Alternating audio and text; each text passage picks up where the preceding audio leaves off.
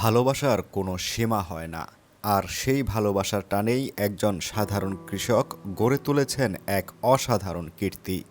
ময়মনসিংহের ভালুকার সফল সৌদি খেজুর চাষি আব্দুল মোতালেব। তিনি তার আবেগ আর শ্রম দিয়ে তৈরি করেছেন এক রাজকীয় চেয়ার। এই চেয়ারের প্রতিটি কারুকার্যে মিশে আছে তারেক রহমানের প্রতি তার গভীর শ্রদ্ধা ও ভালোবাসা।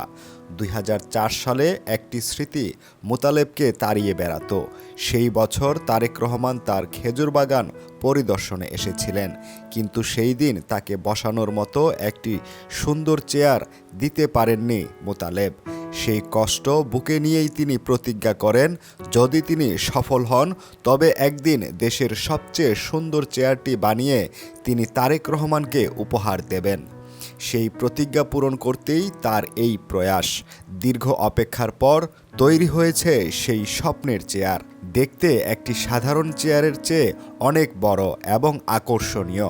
শুধু চেয়ার নয়, তারেক রহমানের জন্য একটি খাট এবং 2টি ডাইনিং টেবিলও তৈরি করে রেখেছেন এই আবেগপ্রবণ কৃষক। আব্দুল মোতালেব অশ্রুসিক্ত নয়নে বলেন, আমার স্বপ্ন একদিন তারেক রহমান দেশে ফিরে আসবেন, প্রধানমন্ত্রী হবেন এবং নিজের হাতে এই চেয়ারের উদ্বোধন করবেন। সেই দিন আমি আমার জীবনের সবচেয়ে বড় আত্মতৃপ্তি পাব। তারা মা ছেলে কোন হাত বইবো এটা আমার জানা নাই।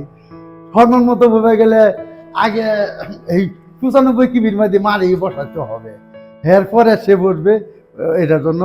আর এরপরে যদি ওই ঢাকা যে জায়গাতে যায় এই চেয়ার টেবিল ফেলালে একজন বসবে, একজন মাপর 2জনই বসবে।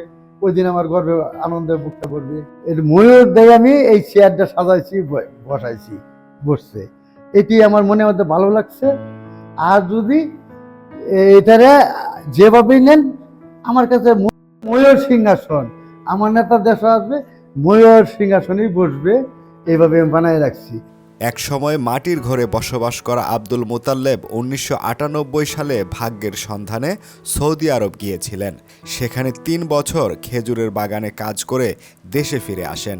সেই অভিজ্ঞতাকে কাজে লাগিয়ে তিনি নিজ বাড়িতেই শুরু করেন সৌদি খেজুরের চাষ। এখন তিনি একজন সফল খেজুরের চাষি হিসেবেই পরিচিত।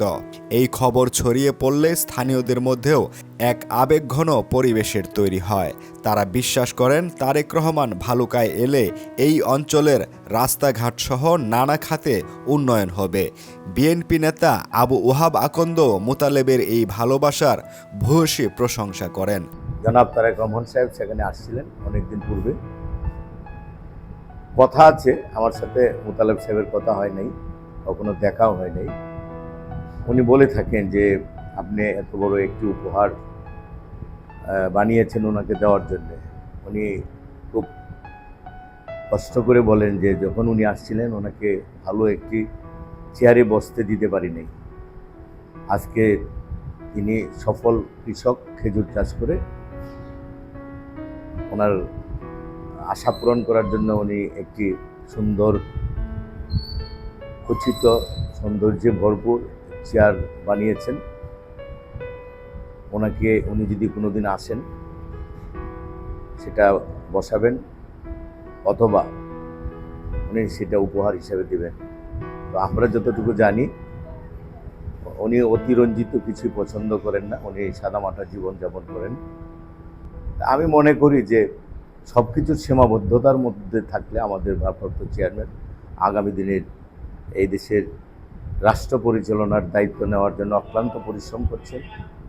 বিএনপিকে যদি জনগণ রাষ্ট্র পরিচালনার দায়িত্ব দেন, ওনার প্রথম কাজ হচ্ছে 31 দফা বাস্তবায়ন, 19 দফা বাস্তবায়ন এবং বেগম খালেদা জিয়ার আমাদের আদর্শিক মা ওনার 2030 ভিশন বাস্তবায়নই হলো ওনার একমাত্র আশা আকাঙ্ক্ষা। সেই হিসাবে আমরা তৃণমূল পর্যায় থেকে সর্বপর্যায়ে আমরা কাজ করছি ওনার নির্দেশে। আমরা আশা রাখি যে উনি সুন্দরের পূজারী, উনি সীমাবদ্ধতার মধ্যে সমস্ত কর্মকাণ্ড উনি করে থাকেন এবং গ্রহণের ব্যাপারটাও উনি সেই রকমই করে থাকেন। মোতালেবের তৈরি এই রাজকীয় চেয়ারটি শুধু একটি আসবাব নয়, এটি একজন সাধারণ মানুষের অসাধারণ ভালোবাসার প্রতিচ্ছবি।